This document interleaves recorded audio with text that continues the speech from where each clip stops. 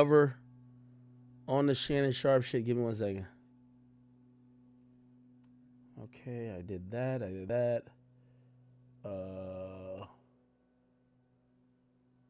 Okay, we'll do that in a bit. Somebody says Unkin 5. I ain't gonna lie. His audience gonna keep him afloat, man. But yo, them corporate entities, they're not about to fuck with him, bro.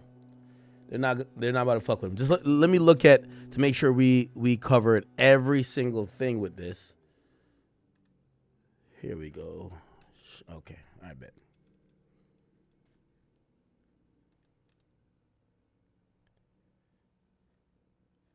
Damn.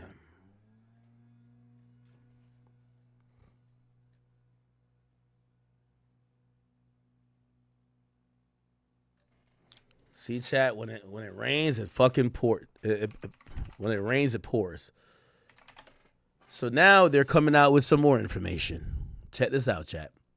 They said exclusive. This is 52 minutes ago. Shannon Sharpe was accused of choking a female coworker at Fox in a previous unreported incident. Sources tell Sports Rap Report. Sharpe's lawyers confirmed to FOS that an incident happened and say it was resolved by Fox. Sharpe denies that it was choking.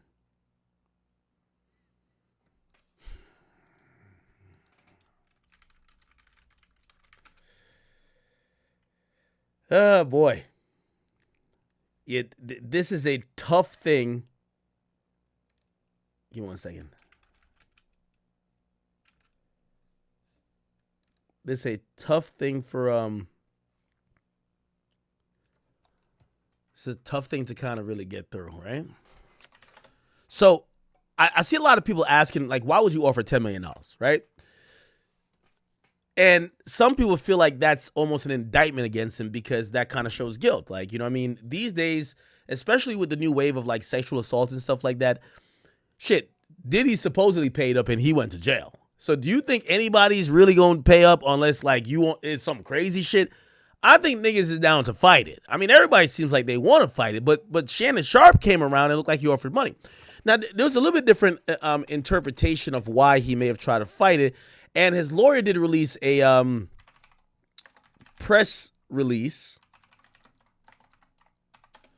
And they kind of try to explain why he would do that, okay? Check this out. So this was... The lawsuit that was filed over the weekend against Hall of Fame tight end and media personality. Now, they're going to speak from his lawyer's perspective because his lawyer kind of explains certain stuff to, like, the media. Supposedly it was a press conference. I couldn't find a press conference of just a lawyer speaking, but it's very important to know the lawyer that Shannon Sharpe went with. His name is Lanny Davis, okay? Lanny Davis is a crisis manager, okay? He's a lawyer. He's a consultant, a lobbyist, and many other things. Now, if we click on his Wikipedia, you're going to see a lot of things. His clients have been Harvey Weinstein. I think he's most notable. By the way, he's most notable for representing, you'll see here, Bill Clinton.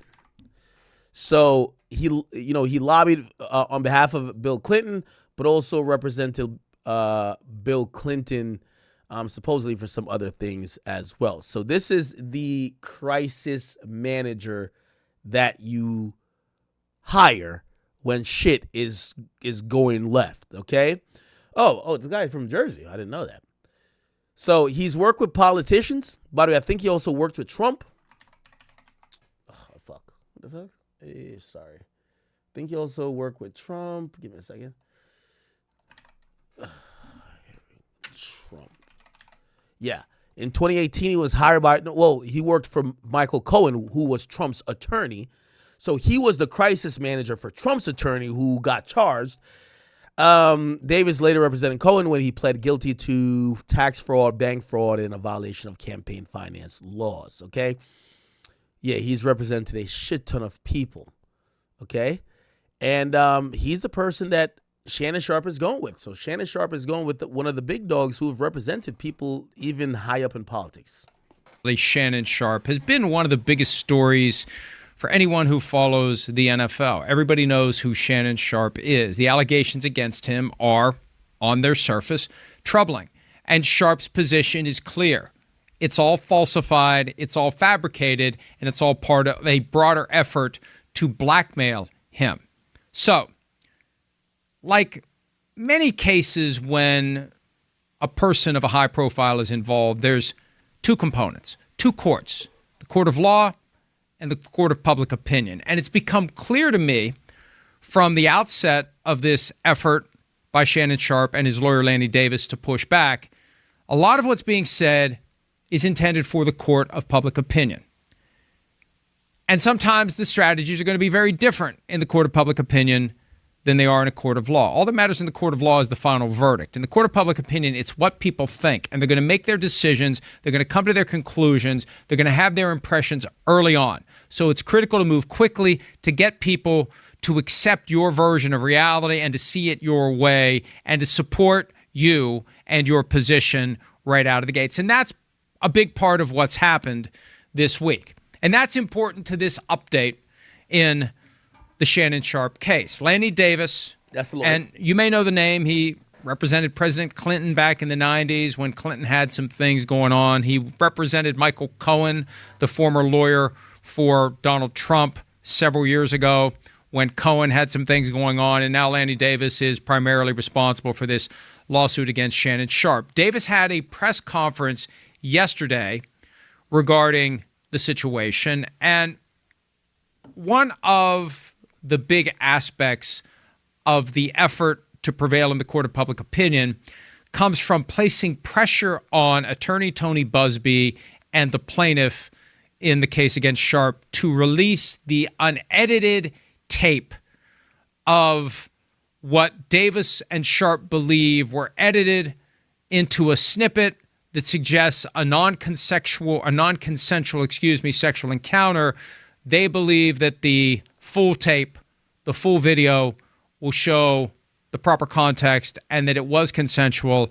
And there's a lot of pressure being placed on Buzbee and the plaintiff to produce, not just produce it, but to surrender it to an expert who can determine whether the edited version is real and whether the unedited version is authentic as well. By the way, this isn't the lawyer. Just to let you know, this isn't Lanny Davis. Now, to me, that's always been part of the PR play because, and I posed this question yesterday and Davis accurately answered it, he's automatically and absolutely entitled to get the unedited tape as part of the discovery process in the lawsuit. You submit. So to kind of, I don't know if, sometimes I feel like people might be talking and y'all not understanding it. Just because they're long-winded or they're talking just not a colloquial way like I talk. So there's a sex tape that they're going to plan to show to the jury. Okay? In every case, you have to give discovery. So what it works in civil cases, so in a criminal case, discovery is from the prosecutors to the defense. The defense only has to reveal if they're bringing new things to the table, but basically you got to trade information that's going to be used in the trial. In a civil case, both sides have to trade what they have. So, for example, I want to see your phone records. Be like, well, I want to see your phone records. Y'all trade phone records. You get what I'm saying? Because in a civil case, it's like the idea of making a case or defending a case is kind of like almost very mutual, as opposed to when you're in a criminal case, all you got to do is defend yourself and you really don't even have to put nothing forward. You just have to work against what they have against you. So Shannon Sharpe is saying, well, y'all have put out these messages or y'all have put out these recorded phone calls. We want the entire phone call. And we want to have our legal, or not legal, but tech experts make sure it's not edited. We want to make sure this is in full. We want to make sure this is the original copy. And again, they haven't really gotten that far in the court process, but they're basically saying we haven't gotten that yet, right? And I mean, technically, they don't have to get it yet, but obviously Shannon Sharpe wants it now to be able to, on a court of public opinion, be like, yo, they edited that. You know what I mean? They don't have it yet. a Rule 34 request for production, and you get it. You get it. They can't not give it to you. And if they've messed with it, that's another can of worms they're going to have to deal with. So putting the pressure on Tony Buzbee publicly now really does feel like part of this PR play. Why won't you release it now? Release it now. Show everyone. That's the problem, because they want people to think that there's some fundamental problem with the edited version, supposedly the one that differs dramatically from the unedited version. So that was a big part of the press conference yesterday. There were other things that were said, but the most important, and I was surprised when I first heard this. I thought Lanny Davis misspoke.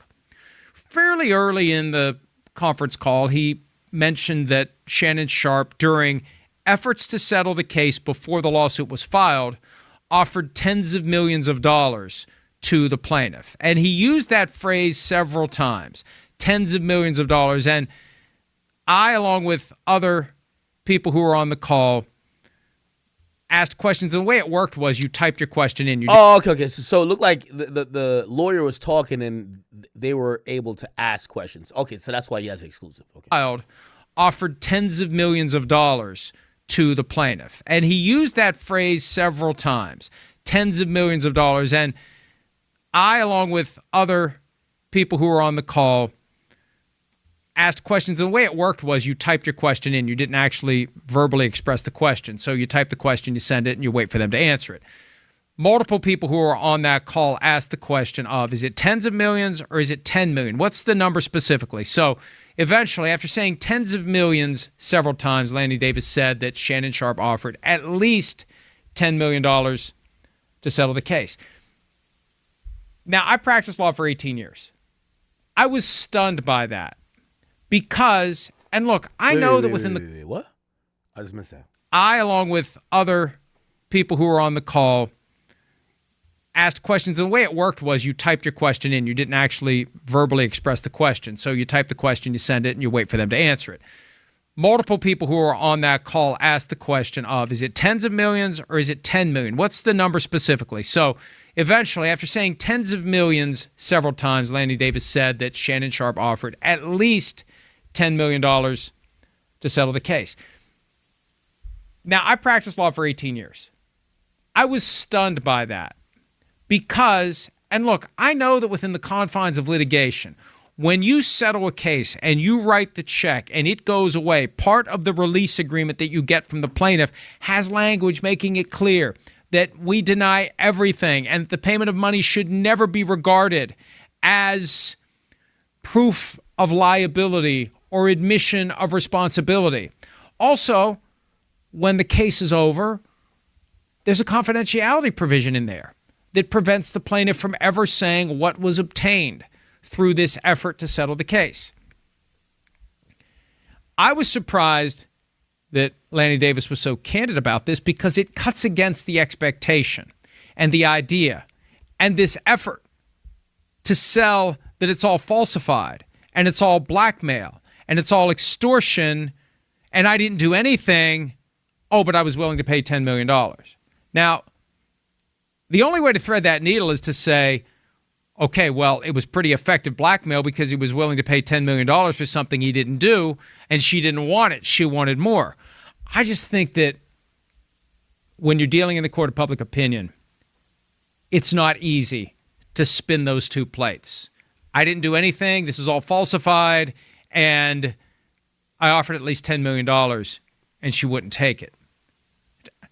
I think most people, this is my opinion, most people are going to hear those two facts, and most people are going to say, man, why would he offer $10 million if he didn't do anything?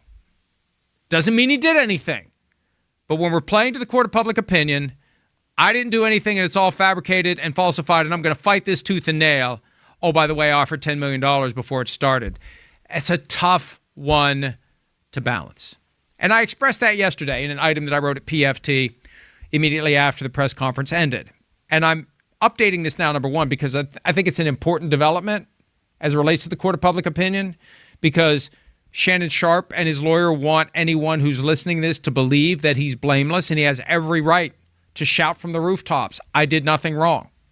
And we're trying to be fair to everyone involved in this situation. And it's an interesting case because only two people know what the truth is. And there's not going to be a whole lot of evidence that I think is going to tip the scales one way or the other. But did hear from Lanny Davis after I wrote my item suggesting that it's difficult to reconcile. I didn't do anything with, I offered her $10 million, at least $10 million, as Lanny Davis said. So what I'm going to do... So it's not $10 million, it's at least 10.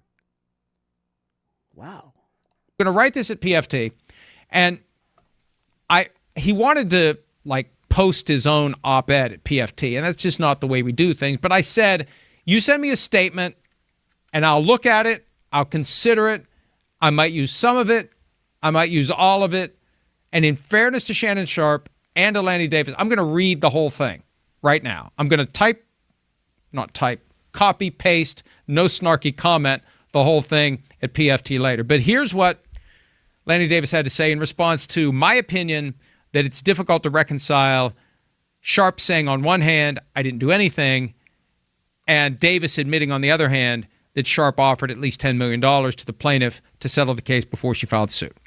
And this is all, until I say it's over, this is all from Lanny Davis, counsel to Shannon Sharpe.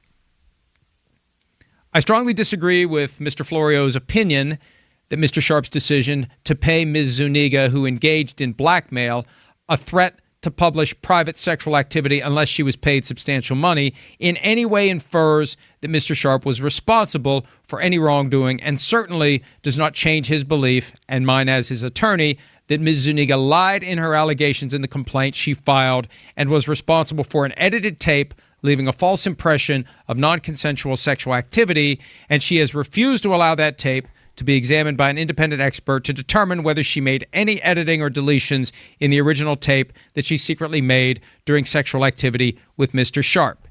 In fact... Wow. Okay, that's interesting. So, chat, so now we're getting some more info. So, because, you know what I was thinking? I'm like, how green is Uncle Shay Shay? Chat.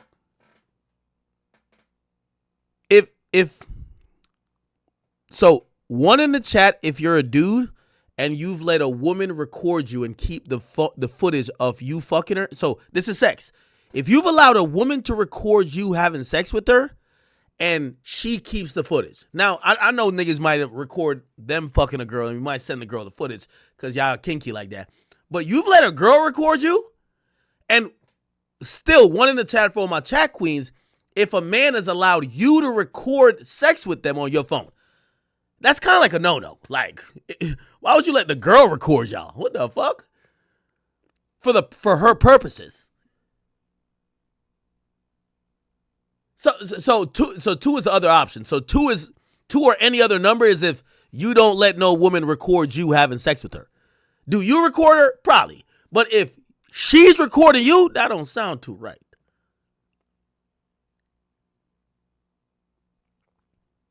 Because I was thinking about it, I'm like, Shannon can't be that green. Why would he allow her to record him? He has so much to lose. She could get mad at him. She could threaten to do whatever with it. Then I started thinking about some other stuff. Maybe he pulled up to her apartment. Maybe she has a Ring camera. Maybe she's surveillance footage. But it's no way, like, she's like fucking selfie mode while Shannon is beating it down from the back. No way, right? Or she got a camera set up, and I know she's an OnlyFans model. Like, no way Shannon would allow that, right? So that's the confusion. How does she has a 10-minute video of him fucking her? Way infers that Mr. Sharpe was responsible for any wrongdoing, and certainly does not change his belief, and mine as his attorney, that Ms. Zuniga lied in her allegations in the complaint she filed and was responsible for an edited tape leaving a false impression of non-consensual sexual activity, and she has refused to allow that tape to be examined by an independent expert to determine whether she made any editing or deletions in the original tape that she secretly made during sexual activity with Mr. Sharpe. Secretly made? Now that's throwing me for a loop, chat. How did she make a secret tape? A secret sex tape? Huh? And this is all, until I say it's over, this is all from Lanny Davis, counsel to Shannon Sharpe. I strongly disagree with Mr. Florio's opinion that Mr. Sharpe's decision to pay Ms. Zuniga, who engaged in blackmail, a threat to publish private sexual activity unless she was paid substantial money, in any way infers that Mr. Sharpe was responsible for any wrongdoing, and certainly does not change his belief, and mine as his attorney, that Ms. Zuniga lied in her allegations in the complaint she filed and was responsible for an edited tape leaving a false impression of non-consensual sexual activity, and she has refused to allow that tape to be examined by an independent expert to determine whether she made any editing or deletions in the original tape that she secretly made during sexual activity with Mr. Sharpe. In fact, Mr. Sharpe decided to pay the substantial blackmail money demanded by Ms. Zuniga for the same reason why many other innocent people subject to a blackmail threat decide, usually painfully, to pay the blackmailer for the same reasons Mr. Sharpe, having absolutely nothing to do with any admission of wrongdoing. In Mr. Sharpe's case, as in the case of virtually all other subjects of blackmail, the reason was primarily to avoid public embarrassment for himself and his family and other adverse consequences to his life and reputation. I respectfully suggest that if Mr. Florio take the time to do fact reporting and interview many others who made the same decision as Mr. Sharpe to pay the blackmailer, and be able, based on fact reporting and not opinion writing, to demonstrate that most people who decide to play blackmailers do so without the slightest implication of admitting to wrongdoing or any worry about personal wrongdoing. He may also decide, in his own reconsideration on this subject, that there was nothing inconsistent in my statement that Mr. Sharpe denied the lie, that he did anything other than engage in consensual sex, and that the tape secretly recorded by Ms. Zuniga was incomplete, contained deletions or edits to mislead the viewer into a conclusion that the sexual encounter was non-consensual. I am disappointed. Mr. Florio admitted in his opinion piece my challenge to Ms. Zuniga and her attorney that if they claim there were no such deletions or editing of her secretly recorded tape, then she should give her attorney permission to turn it over to a neutral professional investigator to determine whether or not it was altered in any way. All right. Now, let me help break down what's going on, chat. So what's happening here is that they're trying the Jay-Z method with like that Alex Spiro used. So they're asking like, oh, give us the tape that we could. If this goes to trial, you have to get the tape. You have to. If that tape is going to be somewhat evidence, you have to get the tape. Here's the thing. Shannon Sharpe is or was being, in this middle of this $1 million, $100 million deal. They're trying to debunk everything now. So how it works in court, you get to many different steps before discovery. You get to many different steps before discovery. So, yeah, you might get the tape, but you might get the tape 5 months from now, 6 months from now. By that time, public opinion already made up their mind. So that's why they're trying to do what Alex Spiro did, like almost rush the process, like, give us the tape now, give us the tape now, give us the tape now. The court, if they don't give that tape up to y'all, they can't use it in court. But here's the thing, because, and all these, all these lawyers that are like, we could call them ambulance chasers or whatever, but they know time is of the essence. They know right now, like, I could go look up that case in court. Didn't we look it up in court? Didn't I look it up in court, chat? This shit was filed in what court? Let me see. Because we did pull it up. Shannon Sharpe. Here we go. We got the complaint. Wait, what? No. Hold on. No, this ain't it. This ain't it. Is this it? Yeah, we got it right here. This was filed in Vegas. Okay, yeah, this was filed in Vegas. If you guys are looking for the full complaint plus text messages are listed on Akademiks blog. All right. This is a complaint. It's filed in Nevada. I'll show you how I look up these cases if you're ever curious. How can I look it up? Nevada civil case search. I already got the case number. It's Clark County over there. Civil case search. You click on that. Oh, I might have to pay for it. It's all good if I do. Okay, enter the characters. MW. What is that? I can't tell. Okay. ZQXX, I think. Okay, we got the case number. The case number for this is... What's the case number? The case number is A-25-917-246-C. That's the case number, okay? So when you search that, of course, it doesn't pop up anything. Oh, my God. Or maybe I shouldn't put the hyphen. The hyphen might not need to be there. I think the hyphen they put in their own system. Let's try it again. Got to put this back again. 8PQ6. Oh, my God. Now I got to put this fucking case number back in again. I'm putting the right case number, right? Why is it not popping up? Search by defendant. We'll just do that. Sharpe, Shannon. Oh my God. This is MR48. I think that's an R, I believe.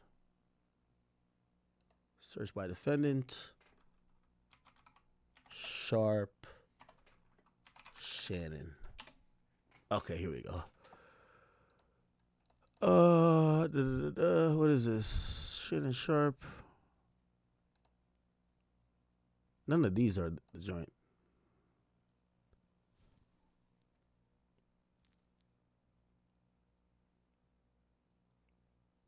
Oh, I think it's filed in a different court. The only reason I'm looking it up, and okay, this is township, so this is municipal. So municipal is not gonna have like a civil case like this. It's just gonna have like him getting parking tickets. So these are traffic tickets. You get what I'm saying? Now I gotta look. I'll look it up later.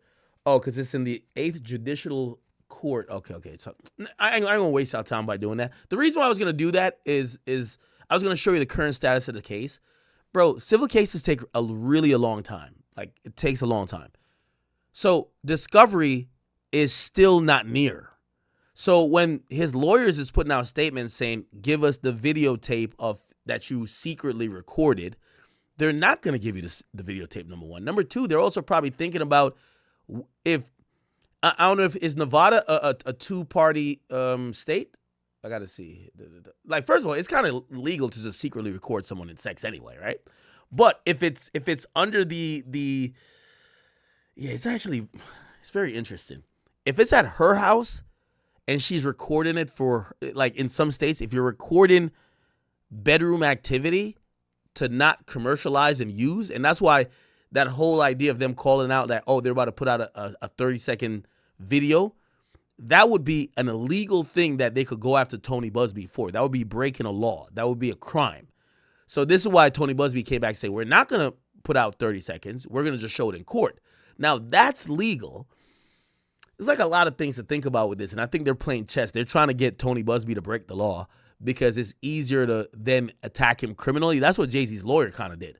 Jay-Z's lawyer pretty much attacked Tony Busby until the case fell apart, right? So I think that's what these lawyers are trying to do, but they're not Jay-Z's lawyer. But I was going to pull up the case to show that there's nothing that's going on, which means they're not asking for discovery yet. But yet the lawyer keeps talking about give us the tape. Why would they give you out the tape right now when they're benefiting from running propaganda through the media and the media don't need the tape? A blackmail threat, decide, usually painfully, to pay the blackmailer for the same reasons Mr. Sharpe, having absolutely nothing to do with any admission of wrongdoing. In Mr. Sharpe's case, as in the case of virtually all other subjects of blackmail, the reason was primarily to avoid public embarrassment for himself and his family and other adverse consequences to his life and reputation.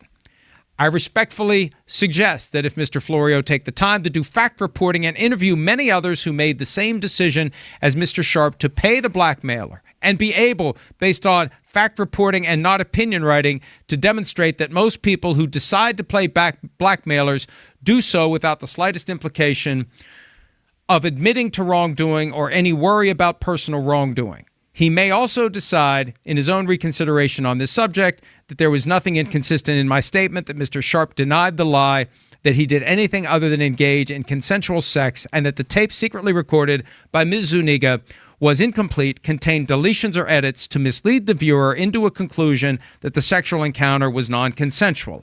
I am disappointed. Mr. Florio admitted in his opinion piece my challenge to Ms. Zuniga and her attorney that if they claim there were no such deletions or editing of her secretly recorded tape, then she should give her attorney permission to turn it over to a neutral professional investigator to determine whether or not it was altered in any way. All right. That's his statement. Now, there's a lot there. But here's the bottom line. His position is that Sharpe did nothing that is inconsistent with what people who are the victims of blackmail do. They offer to pay the money that is requested. I get that. I understand that. And in this case, the argument would be, from Sharpe's perspective, the plaintiff tried to blackmail me, and she threatened to sue if I didn't give her X number of dollars. I offered $10 million to keep this from becoming a thing. It doesn't mean I did anything wrong. I just didn't want this to become a thing. And now that it's a thing, I'm willing to tell you I offered her $10 million. See, that's the part that conflicts with my own experience practicing law. I never had a case like this one, but you typically don't go around telling people how much money you offered to settle a case. People who find themselves on the wrong side of a... Well, I would say to this person, first of all, Shannon Sharpe didn't volunteer the information first, saying, oh, we offered to pay $10 million. Shannon Sharpe's whole strategy has been, it's like, say someone is trying to contort the truth. You're like, I'm going to tell you the whole truth. And I'm going to do it before this person gives you a skewed perception of the truth. Now, in trying to give the whole truth in context, you have to admit things that don't make you look good. Like, for example, some of the text messages that Shannon Sharpe leaked himself or put out himself, some of the messages don't make him look good. But he has to do it to try to establish credibility with the audience, because remember, this is now in the court of public opinion. It ain't get to real court yet. I mean, it's in a real court, but it hasn't really gone down the chain yet. You got to make people feel like you're telling so much of the truth that the other person's lying. And that's why I think he's putting out more info. And I think that's why, he could have just ignored this. Remember, Tony Busby's the one that said, they offered us like $10 million. And he could have just ignored it, but people are going to be like, oh, you're not being transparent no more. You're running from this. And I think to try to gain the trust of the public, he's like, no, I'll admit it. Yeah, we did offer that, but we were getting shook down. And we had other things going on.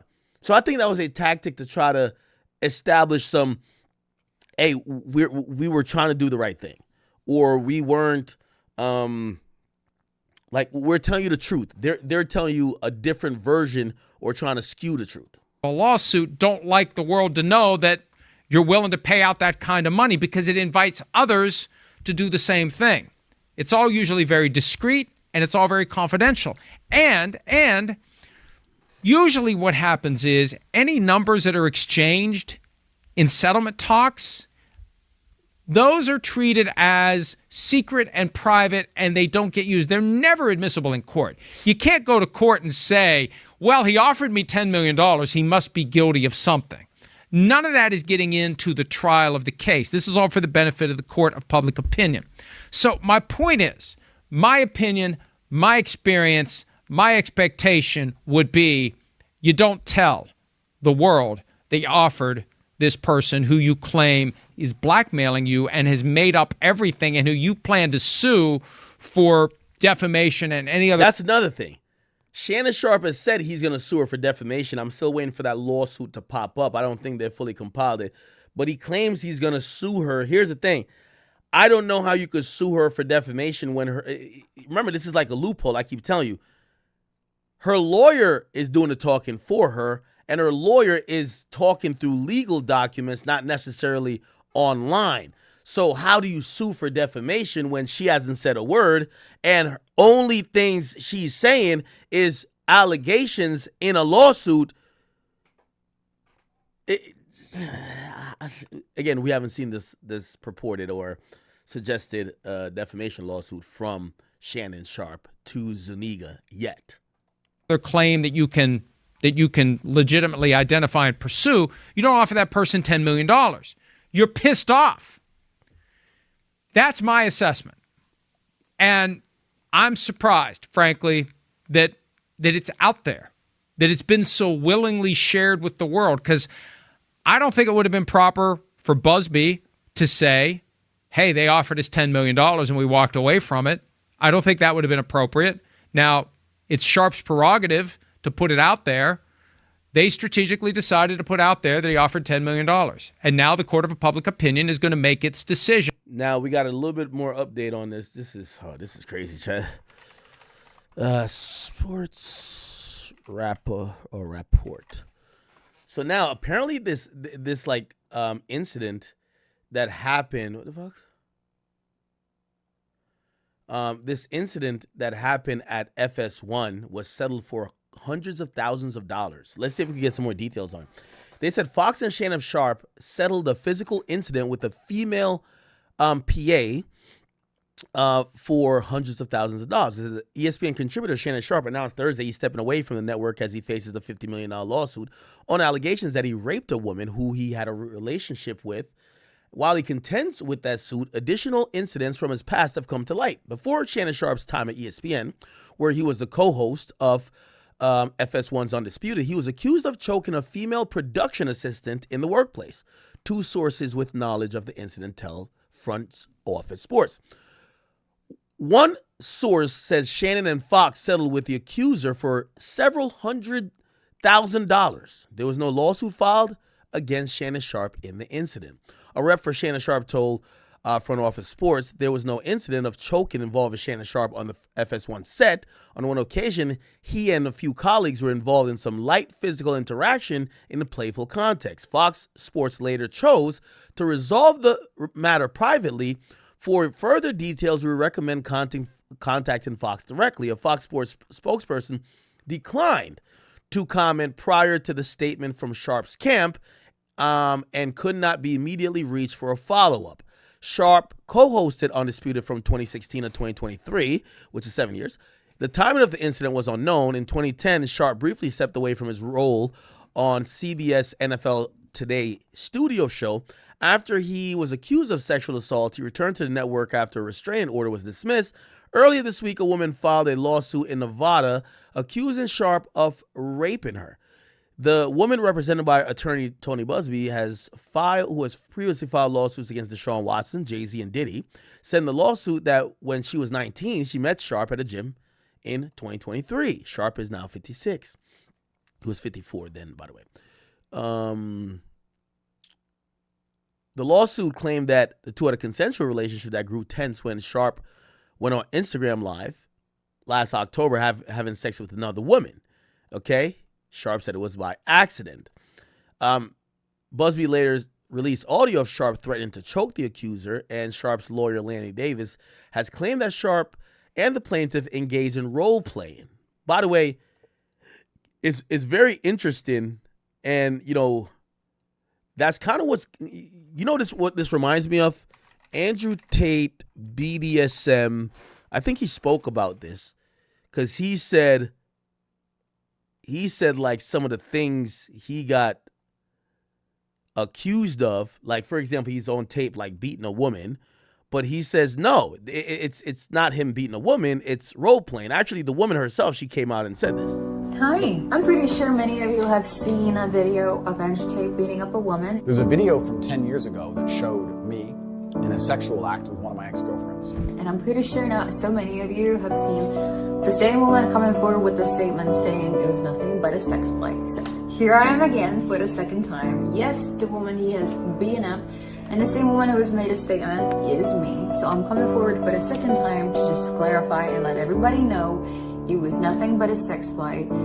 Consensual foreplay that we like doing, that I was into, that I wanted. It was not abuse. There was no physical domestic violence happening. It was a consensual sex play.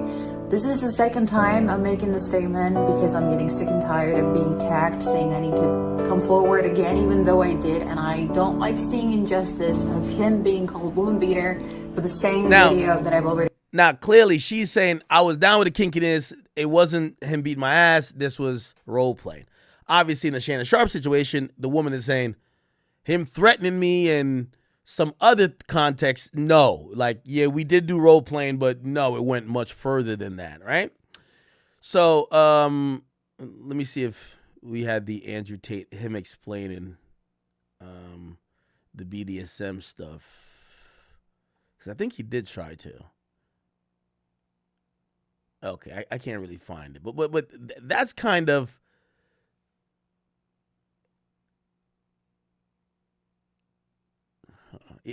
that's kind of how Andrew Tate kind of like people use it to be like, oh, that's evidence of him doing some sex trafficking.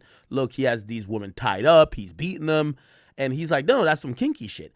So really, some of this kinky shit that could be taken out of context when, I don't know, maybe you and the girl don't get along no more and now she don't like you or whatever the case is, or shit, now the government want to give you a sex trafficking charge for whatever reason.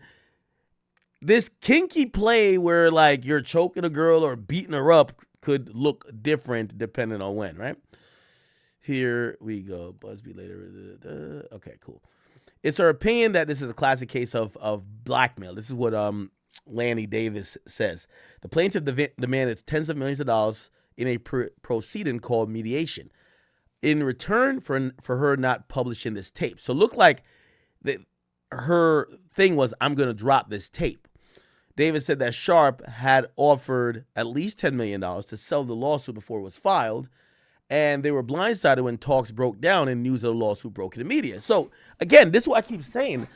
I agree with Mace. There's a pimp involved. Like, who turns down just $10 million? She don't have a pot to piss in. And negotiations he's already offering $10 million, which means look like he's down to give some bread. How does it just immediately break down to the point where you're exposing him and you're filing this lawsuit? Maybe, or you know, let me be fair. Maybe they thought it was going to be the same thing that happened to Diddy, because remember they said Cassie was asking Diddy for money, like $30 million. Diddy said, fuck no. As soon as he filed the lawsuit, or she filed the lawsuit, Diddy came paying in 24 hours. You remember that? You remember that? Cassie, 24 hours, Diddy settlement, right? Y'all remember that? Because at first, he was not like, apparently they were talking in private, he wasn't going to pay. And then as soon as the lawsuit was filed, the shit got settled. Look, why did it look? I really don't feel like Wait, what is this? Yeah, he has settled really quickly. And right now we're following breaking news tonight and what appears to be a huge development in the lawsuit involving Sean Combs. Moments ago, word coming out that Combs and R&B singer Cassandra Ventura have settled the lawsuit. Both sides releasing statements moments ago saying they agreed to resolve the matter amicably. The settlement comes one day after word of the lawsuit was filed, where she accused him of sexual assault. She claims while the two were dating, Combs raped her and forced her to have sex with male prostitutes.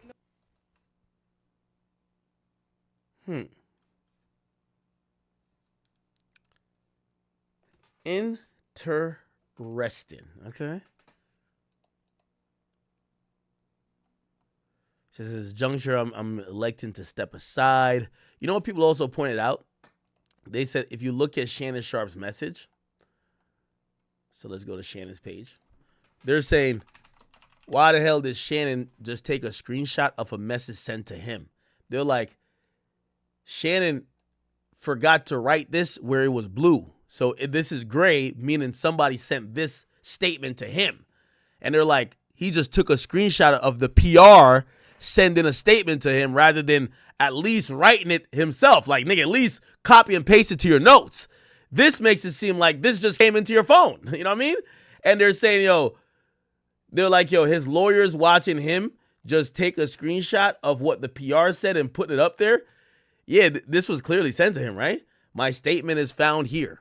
This is the truth, right? Looked like he cropped out everything else. Oh, man. Look at this.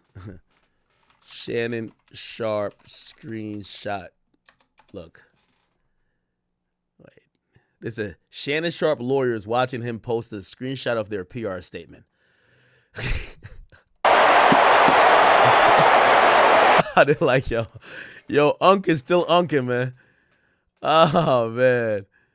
They're like, oh, nah, don't tell me Unc is still unking, bro. Say it ain't so. Anyway. And make its assessment whether this is the normal and natural behavior of somebody who was blackmailed to offer the money and then to talk about it later, that the money was offered in a failed attempt to avoid the thing that the blackmailer said the blackmailer was going to do, or whether an offer of $10 million at some level suggests that maybe he had a reason unrelated to not being blackmailed to offer the $10 million. Either way, I think that having that number out there raises the stakes. It makes it a bigger deal. And I think it fairly requires ESPN to take a closer look at this, since they put him on their air. And there's surely a clause, I would assume, I don't know, haven't seen his contract. There's got to be language in there, though, if it's anything like my contract, that there are certain lines you cross in your private life, and you got a problem with your contract with ESPN. And to the extent that he's shopping his podcast, his deal with the volume is up. There's been a suggestion it's a nine-figure, $100 million deal that might be done. I just think that there's due diligence that now needs to be exercised, knowing what we know. And in the effort to create whatever impression Lanny Davis hopes to create by sharing with the world that at least $10 million was offered before the case was filed, all I'm saying is I'm not sure it's going to go that way. And I appreciate the fact that he acknowledges it's my opinion, that I'm not stating any fact. I'm sharing the fact that Davis said at least $10 million was offered. It's my opinion that the average person who hears, I didn't do anything, this is all made up, I'm being blackmailed, and who hears, oh, by the way, I offered at least $10 million. It's not the easiest mental gymnastics routine to engage in to come to the conclusion that the offer of $10 million is consistent with the normal, usual, routine behavior of someone who was approached with a proposition that they regard as blackmail. That's all I have to say about the matter for now. But I can tell based upon the interest that's out there, the reaction to the prior video I did, the traffic that our stories on this is doing, this is something that people are naturally interested in. They want to see how this goes. This happens all the time. There are different cases that pop up that capture our interest and our attention, and it feels like this is going to be one of those. We'll see where it goes. We'll see how it goes, but as it unfolds. Now, what compounds this is that they're looking at Shannon Sharpe like, I don't look at him any type of way, but they're looking at him like, bro, you have a history of this. They're actually looking at him like Deshaun Watson. Remember I told you, when you dig a hole, dig two. Because what's compounded this is that, like, 15 years ago, he was working for CBS. And he caught an allegation of sexual assault. And I think he had left CBS. But now they're saying, bruh, this ain't the first time? Let's go back to this. I'm Christy Duffy for Smart Trend News, and yet another shocking sports-related rape case. CBS sports analyst and former NFL tight end Shannon Sharpe took a, quote, leave of absence after accusations surfaced that he had allegedly raped and threatened to kill a woman. According to legal documents obtained by Sports by Brooks, Sharpe's accuser claimed that the renowned tight end, quote, forced her to have sex with him, threatens her life, and, quote, places her under surveillance and calls to say he is watching her. Sharpe joined CBS in 2004 after finishing his 13-year NFL career. When he retired, he held the all-time record for receiving yards for all tight ends. Smart Trend is bullish on shares of CBS, and our subscribers were alerted to buy September 2nd when her stock was at a price of $14.83 per share. The stock has risen near 4% since that alert was issued. I'm Christy Duffy for Smart Trend News. For further updates, make sure to subscribe to our YouTube channel, Trade the Trend. Also visit our website, tradethetrend.com, for more on our Smart Trend alert system. Now, you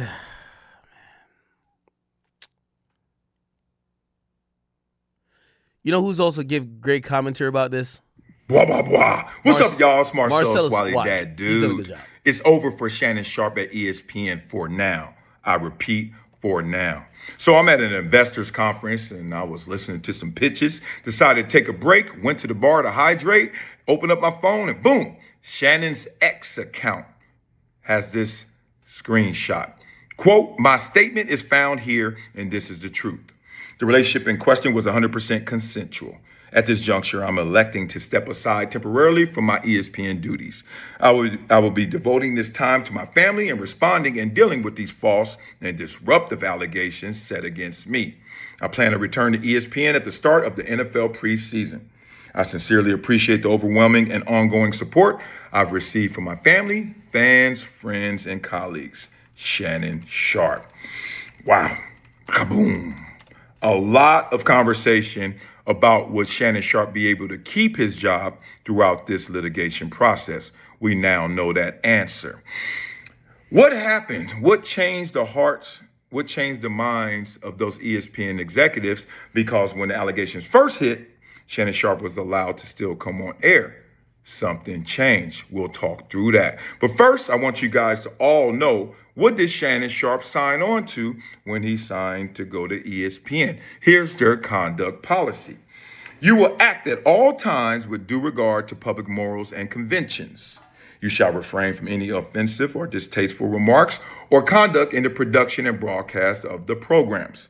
If in at any time you shall do or have done any act or thing that would amount to a felony or misdemeanor under federal, state, or local laws, or which tends to bring you or us into public disrepute, scandal, or ridicule, or which might insult or offend the community or substantial group thereof, or which might reflect unfavorably on us or injure the success of the programs, we shall have the right to terminate this agreement at any time before the expiration of 30 days after the date on which we acquire knowledge thereof. Just wanted to clarify for everybody out there, there was a 30-day clock that started the day that ESPN found out about these allegations in terms of enforcing their conduct policy. So now, let's get into this, because Shannon Sharpe, like everybody, was under the presumption of innocence when the allegations first hit. He actually... Wait, where did he get that info? Is it from his... I think he worked for ESPN at a while, so he's reading what probably was in his shit, right? Success of the programs or misdemeanor under... Here we go. Go to ESPN. Here's their conduct policy. Come on air. Something changed. We'll talk through that. But first, I want you guys to all know, what did Shannon Sharpe sign on to when he signed to go to ESPN? Here's their conduct policy. You will act at all times with due regard to public morals and conventions. You shall refrain from any offensive or distasteful remarks or conduct in the production and broadcast of the programs. If in at any time you shall do or have done any act or thing that would amount to a felony or misdemeanor under federal, state, or local laws, or which tends to bring you or us into public disrepute, scandal, or ridicule, or which might insult or offend the community or substantial group thereof, or which might reflect unfavorably on us or injure the success of the programs, we shall have the right to terminate this agreement at any time before the expiration of 30 days after the date on which we acquire knowledge thereof. Just wanted Oh, so he's saying basically if Shannon has survived 30 days, they would be bunkering down with him. But if he didn't, they got him out of here.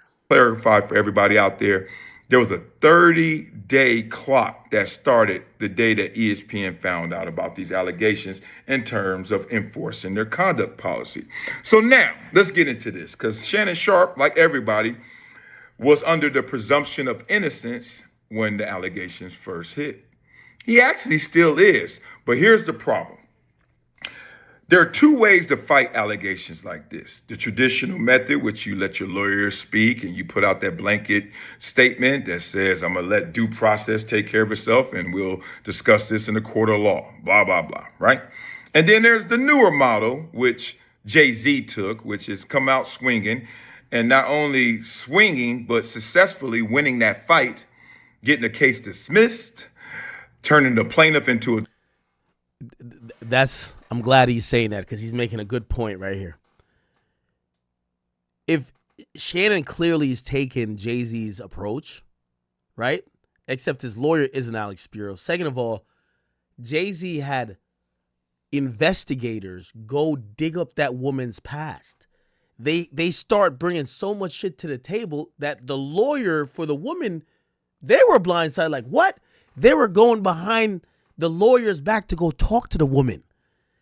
It seems like Shannon don't got nothing on her but the messages. And they probably looked at all the messages already. Like the woman's lawyer, which is Busby. So unless Shannon had some other shit, I don't know, some ring camera footage, some this, some that kind of like, oh shit. It don't seem Shannon got it.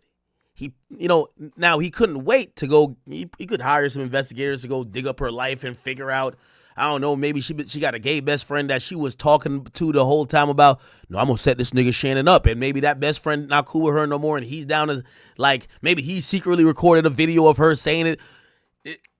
You don't got time for that. Shannon, it's you want that $100 million, you panicking.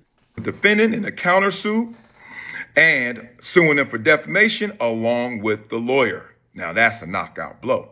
Shannon Sharpe chose the Jay-Z route. He even mentioned Jay-Z in one of his responses to these allegations. Here's the problem with the Jay-Z route, what Shannon is going through right now.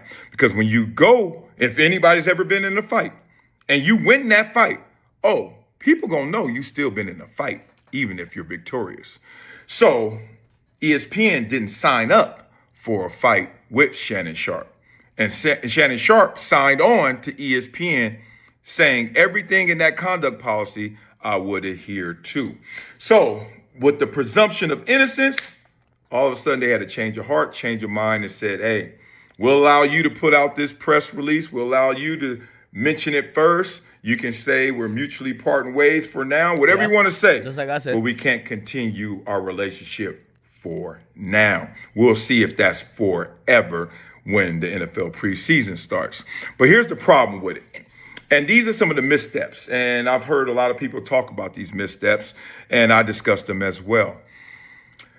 When you come out swinging, you got to remember they're going to fight back as well. And in this situation, leaking text messages, audio leaks of you privately going to choke her and publicly going to choke her, and even the racial elements of a black man versus a white woman and those conversations that were leaked to the public. And even Shannon's response where he said that the lawyer has a vendetta against black men and black celebrities, whatever it may be. ESPN didn't sign up for that. Disney didn't sign up for that. Those are demographics that they respect. And no matter what you caught yourself into, whatever you stepped into, Shannon Sharpe, ESPN doesn't have to step with you. Okay, let me get Cam in here real quick. This is my man Cameron. And he's actually making a different point, but he's also saying he gonna give some tips, to men to know you're being lined up.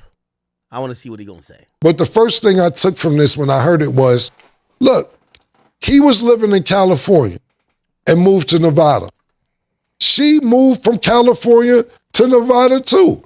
So if somebody's being abusive to you in one state, why would you move to the next state with the same nigga who's abusing you? I don't know. Me personally, I found the red flag with that personally. And then the next thing is this sex tape that's supposedly coming out. Shannon said, put the whole 30 minutes out or 10 minutes, whatever it is. I guess there's some part in there for 30 seconds because brought that up. Shannon brought that up. He said, I believe he's going to release 30 seconds of it.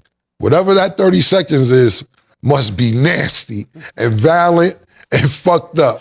If you don't want to put the whole 10 minutes and you reducing it to that 30, it must have been WWE in that joint. Elbow off the top of the bed, off the thrower against the dresser. You white little bitch. Come here, suck big black dick.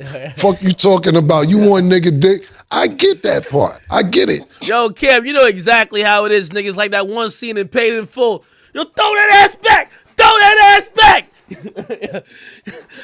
Like all of that. Yeah, that's how, Cam, you know how it is. Who remember that scene in Paid in Full? Who remember that scene? It'd be like, yo, AOB, like, yo, listen, what's the point of having soldiers if you don't use them? Because that nigga right there, yo, he's getting money and pussy. Who remember that scene? Tell white bitches you want that nigga dick. But it's consensual. They agree. You know what I'm saying? But you know, I've been doing this in a different realm from him. I never made it as a professional athlete. I've been out here shaking and juggling these bitches since 20 years old. Yo, this show is lit. They agree. You know what I'm saying? But you know, I've been doing this in a different... Yo, hey, be like, yo, what's up, man? Be like, yo, what's up? What's up, B? Yo, I'm living. You're right. That's what he said. I'm living. You know that scene. I don't even want to play. I don't even know if I can play it on here. Realm from him. I never made it as a professional athlete. I've been out here shaking and juggling these bitches since 20 years old. I know what you up to. I know when a bitch try to bait me in a text message to say some dumb shit. I ain't writing it back. You right. And I'm not writing nothing back. You can't get me to write a damn thing back when I see what's going on. You get what I'm saying? Then you gotta know. You gotta know. See, that's the fucked up thing. It seemed like he trusted her from the conversation I heard. You gotta read the signs like, that's a fact. I don't want to get choked. That ain't something you usually say. That's a fact.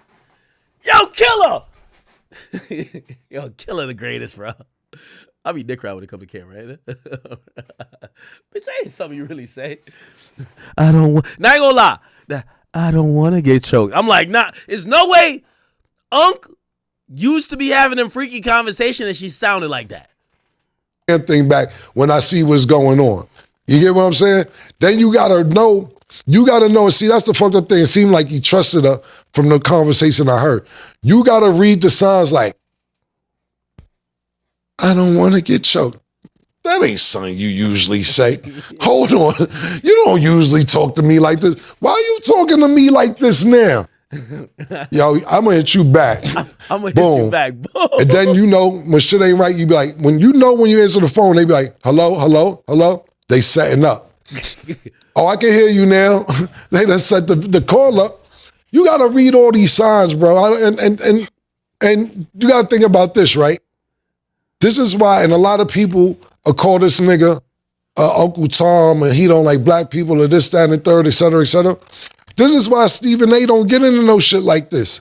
And I'm gonna say none of us is above it, knock on wood, but he knows he works for Disney. When you work for Disney, a sex tape can't be coming out like this.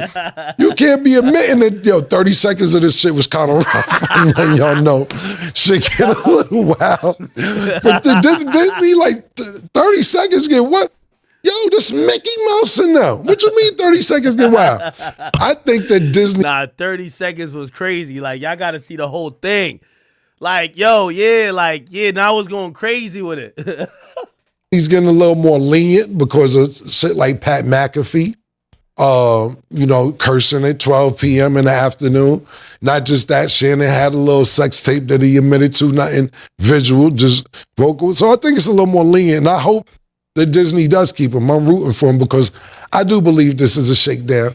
But when you start getting the video evidence and vocal ever. Nah, Killer the GOAT still. Now, the Breakfast Club jumped in and they said, yo, Shannon he's playing all the wrong cards. And abuse me, daddy. And you can see when these text messages were released, you can see it says like from Gabby to owner. So it's painting a picture that their relationship was giving that, you know, there was role play and everything that were happening. Now, it was a very unfortunate situation. It's crazy. Horrible situation. But let me ask Shannon you. Sharpe and his lawyer have handled this whole situation terribly. First of all, if you're Shannon Sharpe, you shouldn't be saying anything. No, he shouldn't. Busby and this young woman got audio, video, and text messages. If you know all of those things are out there, you should shut the F up and continue to allow your lawyer to do his job. And your lawyer said out of his own mouth that you was close to a $10 million settlement with that girl. That right there is all the more reason to shut the F up. I'm not here to speak to Shannon's guilt or innocence because I don't know, but I do know attempting to settle looks like an admission of guilt because I'm not settling. Yeah, or you're just scared. Yeah. Honestly, you just probably scared. I'm with you, Charlamagne. I feel like he's being advised wrong, right? And you know, when people go through this, they go to an attorney because the attorney usually knows what's best for them. They usually know what to do. And in this situation, like any attorney would say, shut the F up and let's deal with it in court. Let's deal with facts because you can't change public opinion unless it's in court with facts. Now, but one thing I would say, if somebody said this, but I cried when you left because I begged you to put a condom on and you put it in my beep and you didn't listen. I don't care what our history is. If that didn't happen, I'm going to be like, what the hell are you talking about? Nah, we agreed on this. I'm not going to be like, I'll call you later because I'm feeling like this is a setup right here. Absolutely. As soon as Nah. Envy, you right with that. I'll be like, you fucking liar. Yo, get off my phone with that bullshit. Yo, get off my phone with that this fuck shit you told me. Like, yo, bro, what are you talking about? Me this, I'm gonna feel a little. And nobody's just gonna respond. I'll call you later. You're gonna be like, "What the hell are you talking about?" We both agreed to this. You know, like this is part of the game. Like nobody's gonna respond with that, which scares me. But like, yo, I ain't gonna lie. Yo, Uncle Shay, he should have watched This by Kevin Hart. All you freaky ass niggas, y'all thought some of this freaky talk was also for outside the bedroom. I ain't gonna lie. Chat, this is a real story. I've dealt with a girl who liked for extreme shit talking when you with her. Like she would say like, yo, fuck me like a slut. And I'm like, but I like you. I don't want to do that. I just kind of want to make love to you type shit. I ain't gonna lie, I'm soft. It's okay. But now she was like, nah, fuck me like a slut, like a hoe. And I'm like, okay. And then she'll be like giving instructions like, call me a bitch. So after like a couple weeks, I'm like, man, take that dick, bitch. I'm over here into this shit. It wasn't until we're not having sex no more. And I'm like, yo, come here, bitch. And she was like, what? You call me bitch? What the fuck? Why you disrespecting me like that, nigga? And I'm like, wait. That's when I realized I'm like, okay. Yeah, I don't want to play this game no more. This game is not cool no more. This game ain't cool. She would say some shit. She was like, yeah, I'm daddy's slut. I'm like, all right. I'm like, yeah, you're daddy's slut. Yeah, okay. I'm just like pounding it out. She'd be like, tell me I'm your bitch. You my bitch. And I'm piping her out. To the point that I start ad-libbing now. This is weeks in. I'm like, yo, bitch, take that fucking dick. Nigga, one time, tell you, we're just chilling. Like, we ain't doing nothing sexual. I was just like, yo, come here, bitch. You call me a bitch, nigga? Yo, what you think this is? Yo, you don't got no respect. That's why I can't fuck with you. You got no respect for me. And I'm like, I said, you know what? I don't know when to do it and when not to do it. I'm going to just stop with all that, period. Word too, bro. I ain't even going to cap with y'all. Let me keep going because I had some other stuff I wanted to say. So let's just stop. I want to write some stuff down so I can. There you go. It's no big deal. Whatever.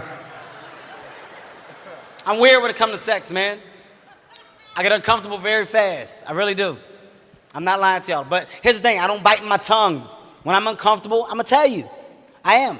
I've done it several times. That's why I use safety words. For those who do not know what safety words are words that you use to let a woman know that you're not comfortable with what's going on. My safety word is pineapples. That's a word. There you go. Pineapples. The reason why I use pineapples because I don't like saying shit like, stop, get the fuck off me, let me go. I don't like it. Maybe that's all my man Uncle Shay needed to know and say, bruh. like Charlamagne said, Shut the F up. Let the facts play out in court, because right now all this talking is doing too much. Audio. And it's making it worse. Even audio. And she was like, you're manipulating. The sad thing for Shannon Sharpe is that I think he thought, like, as a man, the more info you put out there, and especially if you're on some sexual freaky shit, like, it's not gonna make you look innocent. It's just gonna look crazier. They're like, yo, this nigga's on some shit. Has Dr. Umar commented on the latest? We need Dr. Umar. Is Dr. Umar commenting on the latest?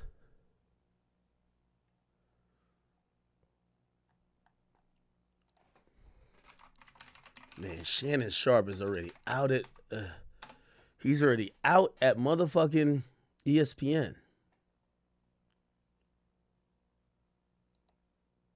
Oh, we're getting more information. Those close to Shannon Sharpe are adamant his relationship with the rape accuser was purely a BDSM one where the two would meet up for rough sex about once a week and nothing more. Sources close to the Pro Football Hall of Famer tells TMZ Sports on Thursday that the ex-NFL star engaged in kinky, consensual sexual activity with Jane Doe about 100 times in both Los Angeles and Nevada from late 2022 to January 2025. They insist that while the intimate encounters featured... Wait, how would your friends know you choking the shit out of her? Unless was he showing them the videos and shit? I don't know. How does his friends know, like, how y'all were fucking? I ain't gonna lie to you. I would feel a little bit weird if my friends knew exactly how I was fucking my girl. Like, wait, well, hold on. How do you know this shit, my nigga? They insist that while the intimate encounters featured choking and role-playing, none of it was ever non-consensual. How do they know? Or forcible sex. In fact, the sources added it was his accuser, a OnlyFans model, who requested most of the physical acts, claiming her text messages showed she'd like to be tied up and wear a dog collar in some of their time between the sheets.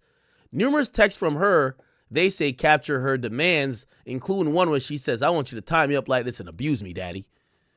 The sources were adamant the duo's relationship never once reached boyfriend. All right, see, this is how you, let me tell you this. Anytime a girl's trying to, like, say some shit about you, they're going to get 10 times madder when you're like, that wasn't even my girl. Because in her mind, those years, she was your girl. Now, granted, Shannon was fucking mad at other girls. But in her mind, she was Shannon's girl. So when Shannon's, like, denying that, she gets 10 times madder. She going to tell that nigga to leak something else. Holy.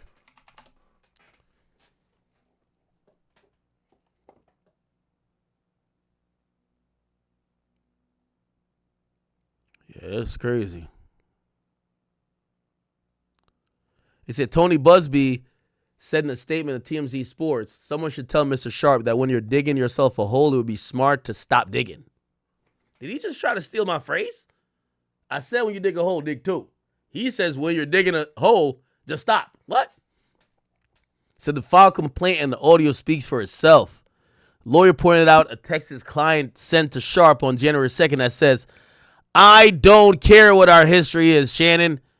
Yeah, she was lining them up from like maybe like December, November-ish, 2024. So you can tell from the no means no.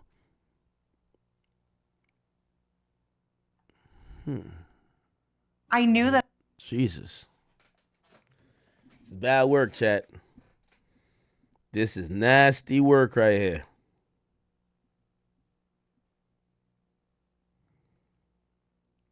What the hell?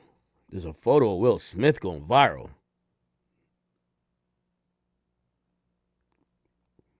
Ain't no fucking way. That nigga must be coming in to try to help out Shannon Sharpe. Y'all got to see this picture of Will Smith, man. This got to be AI. Look at this shit, chat. Can I post it? I think it's going up. Look at this shit right here.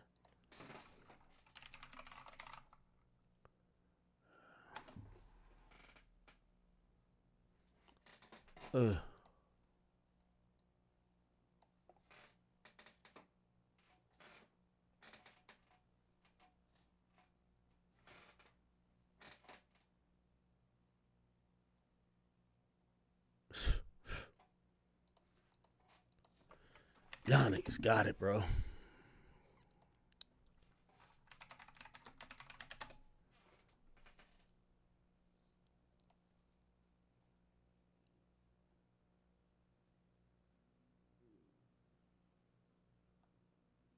It says Shannon Sharpe was called over the age gap hypocrisy. Deal Hughley Reporting live him. from Hyper's Club. Just saw Ali. 6 and try. You tried.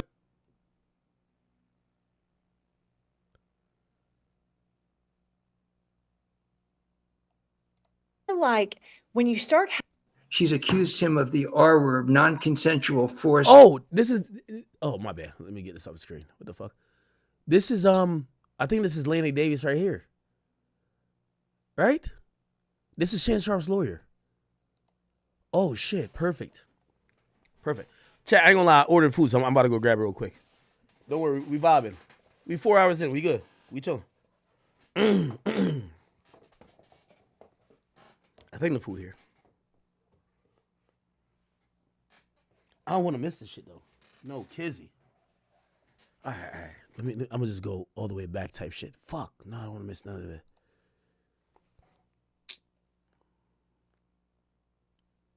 Algorithm and more people become aware of our channel and they get to hear what we're talking about today, because today is a very interesting and important subject that is in the zeitgeist today that just about everyone is talking about. I'm getting texts all over the place.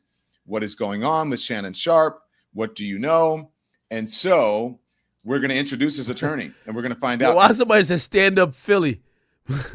They said this is y'all. They said this is a starter lineup for Philly. They said Meek Mill and this nigga. Yo, man, look at this. Look at the iRobot's like, oh man. Someone said perhaps, just perhaps, we should have just heard Jada's side of the story. What the fuck? What the hell? Well, all right, man. All right, hold on. Wait. Where's this thing? All right, cool. In just moments. Oh. Okay, so good Yo, evening. Welcome to the program. Let me grab the food. Appreciate you joining us. Do we have a show for you today? In case you missed our hot topics this morning, I want to quickly catch you up on the Shannon Sharpe. It's the Super Bowl champion and host of Club Shay Shay. He's been accused of sexual assault in a Nevada lawsuit, okay? That suit was brought by a woman who alleges that Sharpe used his fame to, quote, manipulate, control, these are her words, and subjugate and violate women. The accuser was 19 years old at the time when she met Sharpe. That was back in 2023, says in a legal filing that the pair had a nearly 2-year relationship during which time Mr. Sharpe was, quote, aggressive and allegedly violated her, raped her. Okay, that's what she's alleging. So Mr. Sharpe has denied the allegations and said that he is a target of a shakedown. So let's bring in Shannon Sharpe's attorney, the famed Lanny Davis, who's represented just a number of high-profile people. And I've worked with Lanny for years, at least, interviewing him for clients that and the stories that he's been involved in. Lanny, thank you for joining us. Thank you, Don. So, Lanny, what is going on here? Because we have, you know what has happened. She's accused him. I read that. You have this salacious text messages. You've got the phone calls, and we'll play some of that in a minute. But where are we? And then we have the breaking news that he is stepping aside from ESPN. So where are we? What is going on here? Well, let me at least add to the words stepping aside and start with that, and then I'll answer your question, if you don't mind, Don. He's stepping aside. He's elected to step aside to take care of his family and to deal with this blackmail filled with lies by this individual who uses OnlyFans to make money and to act out in role playing. But the reason that's relevant is that we are going to counterclaim and file suit against her. She will be under oath, and we will show that what I'm saying is true. She's lying about anything other than consensual sex. There was never anything but consensual sex. The reason we sent out her own words, her own text messages, is that she often asked for rough sex. She in a text message that we just recently put online. She said, "I want to be in a dog collar. Daddy, I want your black babies." She has been role playing on OnlyFans. She was role playing and asked for this with Mr. Shannon Sharpe. So we are going to prove this in court when we sue her in a counterclaim. But I'm saying on the record, she's lying. We have evidence of her lies from her own words and what she was asking for in the text messages. But we will prove affirmatively what Shannon Sharpe said on his Instagram account. He's innocent. There was never a moment of other than consensual sex. And this is about blackmail and a shakedown scheme.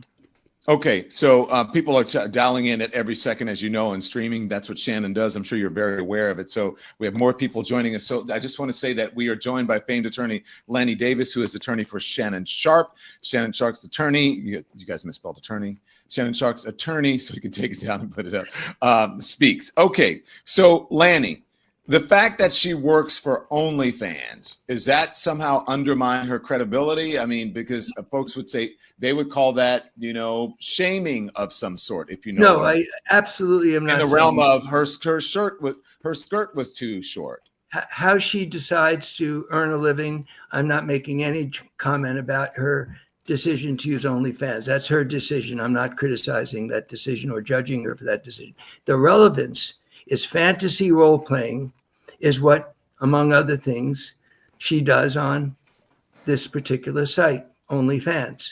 The fantasy role playing was the explicit sex messages or text messages that we posted that she asked for over and over again, including wearing a dog collar and engaging in non-traditional forms of sex. So it's consistent with my statement, which we will prove that she's a liar, that she engaged as the news of his success and future contract came to her attention. She took advantage to leverage the possibility of her getting paid, and she blackmailed him. And we are suing her, and we will prove that this was a scheme to blackmail involving secret taping, and we will prove that Mr. Sharpe is telling the truth, that he was never, ever involved in anything other than consensual sexual activity privately between two adults. Okay, so let's some of these things that we have.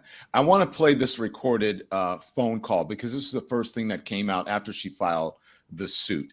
And then you and I will talk about it. This is a call between Gabby, right? She was Jane Doe. Now she has been identified as Gabby, but she has a different name on OnlyFans, correct? Yes, Carly, I believe, but she has several aliases. One of them is Carly. Yeah, and Shannon Sharpe references that in his response, that she's Carly on OnlyFans. Okay, so this is the first thing that came out. This is a recorded phone call.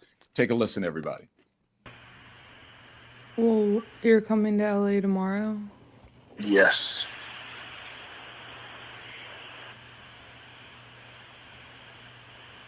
Too much pause.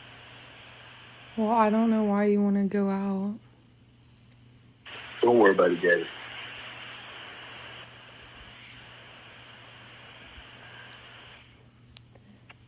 Well, okay.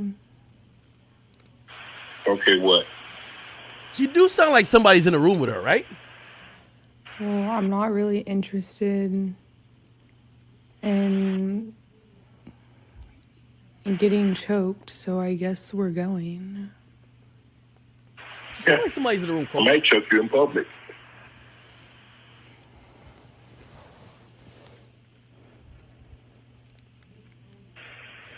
Big black guy chokes small white woman.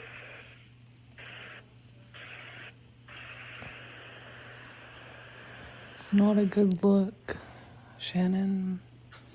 Not a good look that you do with the shit you did to me. What did she do?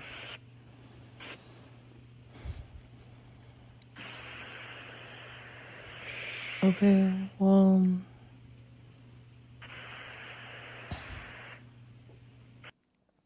Okay, so put this into context for me, Lanny. What precipitated this, and what's the context of this particular phone call? Thank you. The lawyer who represents this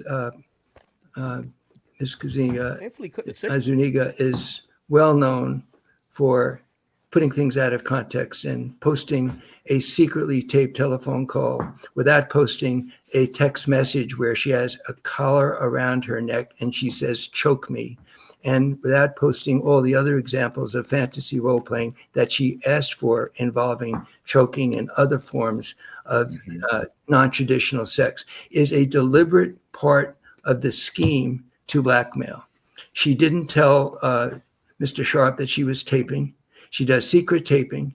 We have certain evidence that a tape that she's going to use as part of her blackmail attempt was heavily edited.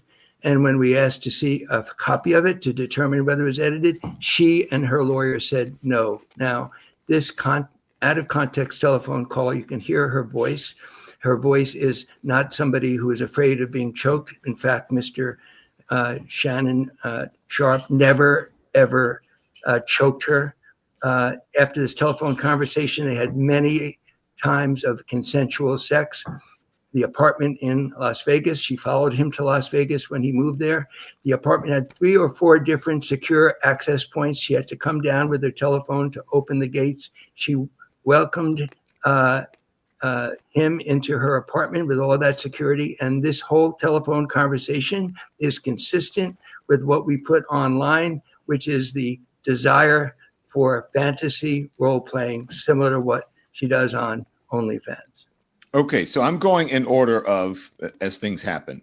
So that phone call came out, the lawsuit was filed, that phone call came out, and then you guys responded with releasing the text messages. Am I correct with that? To provide context to this distorted drip by drip release of her secretly recorded telephone calls to try to suggest that Shannon Sharpe ever did anything but consensual sex. All the text messages, all her activity after this alleged event that she's referring to were all consensual, and we will prove that. Okay, so then, but his response came after you put out the text messages, right? His on-camera response, that was later, or which one came first? No, well, he immediately, I think you're referring to his Instagram comment. Yeah. I think that was a few days before we finally collected the text messages and posted them online. All right, Lanny, let's listen to some of what he said. This is Shannon Sharpe's response. Thank you. My family, friends, supporters, and colleagues, I want to speak to you directly and from the heart. This is a shakedown. I'm going to be open, transparent, and defend myself because this isn't right. This is all being orchestrated by Tony Busby, who has targeted Jay-Z. Tony Busby targets black men, and I believe he's going to release a 30-second clip of a sex tape that tries to make me look guilty and play into every stereotype you could possibly imagine. That video should actually be 10 minutes or so. Hey, Tony, instead of releasing your edit, put the whole video out. I don't have it, or I would myself. You know what happened, and you're trying to manipulate the media. The encounter in question took place during the day at her invitation, and now that appears to be a deliberate setup, coordinated by Gabby, also known as Carly, on OnlyFans. Gabby and Tony Busby want $50 million. What they're getting is sued for defamation and trying to take me down. My career is all about real talk and honesty. I know my family and fans know exactly what this is about. And I'm going to be out there telling you whatever I need to say, just like I always do. I love all you guys. Thanks. It is unusual. I mean, this is a different day and age, Lanny. I mean, you and I are old enough to remember where you didn't, the lawyer either responded or it was no comment. But we're in a different age now. Why do you feel it was necessary? Why did Shannon feel it was necessary? And I'm sure he ran this by his representatives to get in front of this and get it on camera. Well, I'm his lawyer, and he's been sued with vicious lies that are contained in the lawsuit filed by this Mr. Busby. And we're going to be suing her as a counterclaim, and we will prove she's lying. But then I said myself to Shannon Sharpe, you need to talk to your family, your friends, your fans, everybody who watches ESPN, because you are telling the truth. The truth is on your side. And when you say it yourself, rather than me or somebody else saying it, you will be believed. And I ask everybody to find that. It's on formerly known as Twitter, X, and you can watch him. And I said to him, Shannon, the television camera quickly detects somebody who's not authentic and doesn't lie. I'm kind of an expert in that subject. you will come across as telling the truth because you are telling the truth. So I hope everybody watches that tape. The jury will be seeing Shannon testify. And then when she's on the witness stand, which she must be because she filed the lawsuit, she will be asked to explain the text messages asking for fantasy role playing, asking to be choked, asking for a dog collar, asking for his, quote, black babies. This was all a plan, taped, manipulated, extortion, blackmail scheme, and we will prove that in court when we sue her in a counterclaim and she's under oath. Okay, so a couple of things. You said that you know that from experience. You want to explain to the audience why you know that? Because you've had some high-profile cases. Yes, I have been a lawyer all my life as a litigator and in courtrooms. But then I began to realize in the age of social media and in politics that it was very important that if somebody is falsely accused, that the accused directly looks everybody in the eye and tells the truth and let the viewer decide. That's why I advised Shannon to go on camera, on Instagram, and tell the truth. People will know if you're lying, Shannon. Tell it exactly the way you feel it. That's my advice to people in this situation. If I believe you're involved in some very high profile political folks too, as well. So yes, you know. I have people in politics who are falsely accused, people in politics who do something wrong. My advice always is tell all your truth, tell it early, and tell it yourself. And that's the advice I've given politicians. That's the advice I gave to Shannon. Okay, so let's go through some of these because you mentioned some of the text messages. Okay, so this is a screen. Let's put up the full one of some of the text messages here, and so there are a number of them, but I want to go through some of them. If you can just run through them, Andy. Yes. And so we have a couple of pages of them, and I have to warn you, they're salacious, and because you know it says, "But I cried when you left because I begged you to put on a condom on and not put it in my backside, and you didn't listen. I don't care what our history is. No means no, Shannon." Now folks are saying that one is really damning. You want to talk to me about that one? Yes, this is all her scheme and her plan. If she's not scheming and planning, why does she refuse to turn over the edited tape that will prove that she's schemed ahead of time, planned this, and then edited a tape to make it seem as if no means she is being taken against her will? The facts will come out when we see this tape, and he has said in the statement, this tape was edited. This whole conversation was fake. This was a blackmail scheme, a plan to squeeze money out of a man that she knew had been successful. And just at the moment of his success, she needs blackmail money. And that's what this was about. And we'll prove that in court. Okay. So yeah, we're definitely in a new era when the lawyer says, I told my client to go speak about the case, but just tell the truth. Usually it would be like, let's do a carefully concocted PR statement. And maybe that it was that because it did look like Shannon Sharpe was reading from a prompter, right? Yo, this picture's messing me up, chat. I ain't gonna lie. It did look like, oh yeah, you got me blocked on there. Shannon Sharpe. It did look like he was reading from a teleprompter, right? Look. Where is the apology? Or not apology, but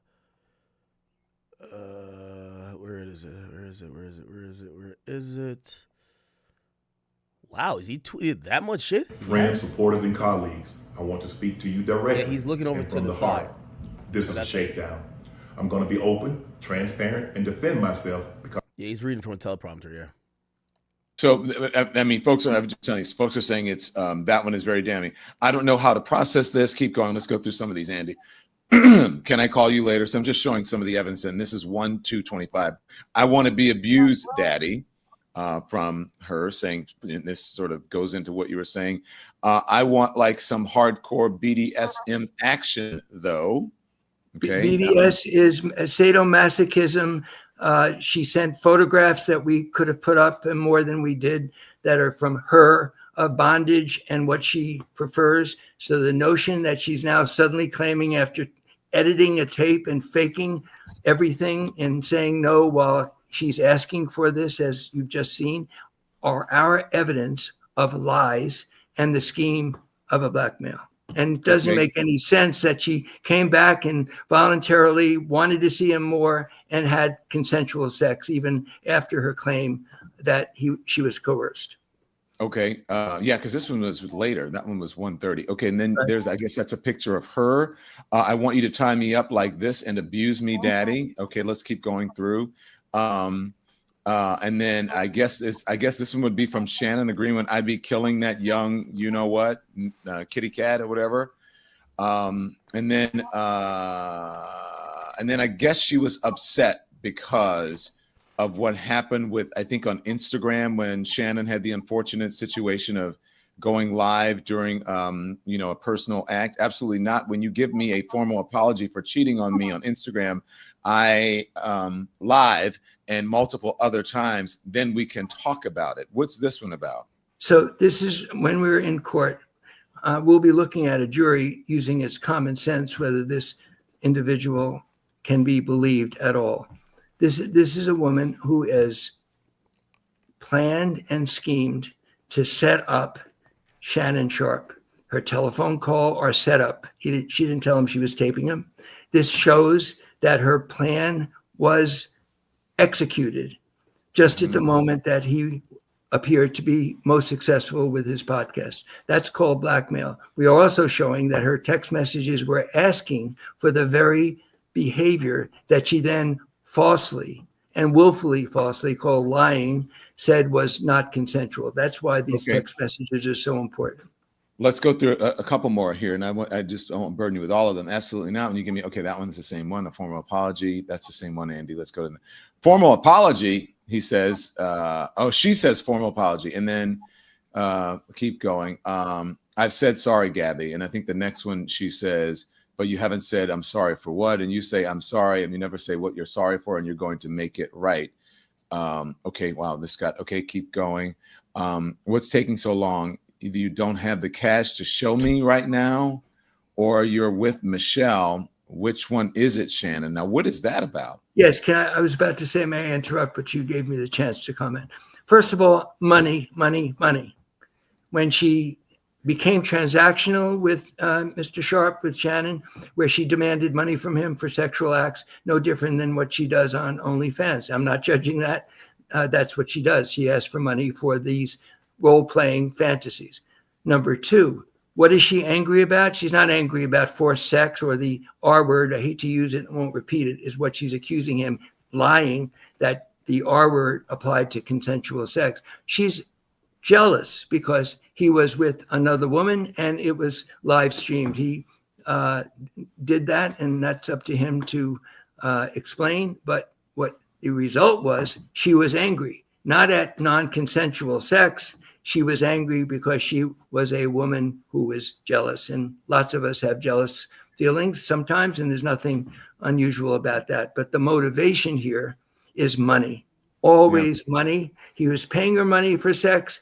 She gets now the flavor that she can get a lot of money, and that's what blackmail is about. Paying that blackmail money isn't about admitting wrongdoing, by the way. It's what blackmailers do in order to avoid embarrassment to your family and danger to your future. People pay blackmail money not because they did anything wrong. I've seen some reporting on that.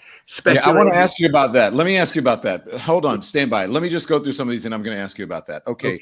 I know you missed this big juicy. This is her ass. She says $25K per each cheek. Okay, money again, as you say. And then he says 10K cash. I guess it was sort of joking around there. I don't know. Maybe it's real. And send a pic or I don't know. What does that say? FT me with it. Maybe it's FaceTime. I'm not sure what that is. Yeah, or FaceTime me with it. Send a pic, or maybe that's FaceTime me with it. So maybe she was asking for personal pictures of him, maybe his private parts. I have no idea. Okay. No, she wanted the money. The next one is if you want to put a dog collar around my neck and choke me with it while you're effing me. Okay. This is, excuse me for interrupting you. This is Exhibit A, that she's a liar. She's a blackmailer. She set him up. It's a shakedown. This is Exhibit A. She wants a collar. I think it's pretty self-explanatory. I mean, Lanny. Okay, keep going. The next one. Loved, I want you to put a dog collar around my neck, and so he loved it, and then keep going. And then I'm going to just read these for a little bit. But there are other ones that saying, I want you to put your if you scroll through them, Andy, or put the big one up, I want you to put, I think she said your black baby soup or something inside of me, and I want to have your big black baby, and all of those kinds of things that people are like, oh my gosh, what the hell is going? I want you to put your tongue in my you know what, and then marry you, blah blah blah blah blah blah blah. Okay, so that's pretty salacious. Now, Don Lemon, you a freaky ass nigga too. Can I just jump in as a lawyer? Yeah. It is salacious Yeah. and it is not exactly easy to read, but it's about lying. She's accused him of the R word, non-consensual forced sex, and yet her text messages convey exactly the opposite. She wants to be dominated. She uses sadomasochism expressions. She sends photographs that we have of bondage. Do you think a jury is going to believe this liar who wants money, demands money, and then in order to stay silent in the future, engages in blackmail and asks for money? I don't think the trial is going to go very well for her. And I think her lawyer, who's known for other practices, as Mr. Shannon pointed out, of suing black men, I don't think her lawyer is fully prepared for what's going to happen to her when she must take the witness stand because she filed the lawsuit. She can't decline to take the witness stand. She will be subpoenaed by us. If she declines, in my opinion, the lawsuit will be dismissed. You're going to court. Is there a settlement here? Because every legal person I've seen online or in a story is like, this will settle. This will not settle. We are going to sue her for defamation and many other causes of action that involve and potentially a criminal act is blackmail. And that is what happened here. And we have the evidence of blackmail and we will prove it in court. This will not settle. She is going to be proven to be a liar. My client's reputation, his family So Shannon Sharpe is being sued by Jane Doe by the same man that has a case against Diddy or try to put a case against Diddy, Jay-Z. Honestly, from what it's looking like, Tony Busby only goes after successful black men. Like, okay, let's say even if they're wrong, like from the outside looking in, he literally only goes after successful black men. And I don't know if it's like a personal vendetta or what he has, but hey man, it's not a I can't really give my personal opinions, but it's crazy. I hope this isn't true. I don't see this case really going anywhere. Like cases like this is really only for headlines, so it sounds crazy. And like I feel like with a lot of black people, you're guilty, like, and then proven innocent. You're not like proven innocent until like, you feel me? Till you go to court. And this headline just looks so crazy. And like what Axe said, he has $100 million deal on the line. Of course they want to get him out of here, bro. Or lower the deal or something. I don't know.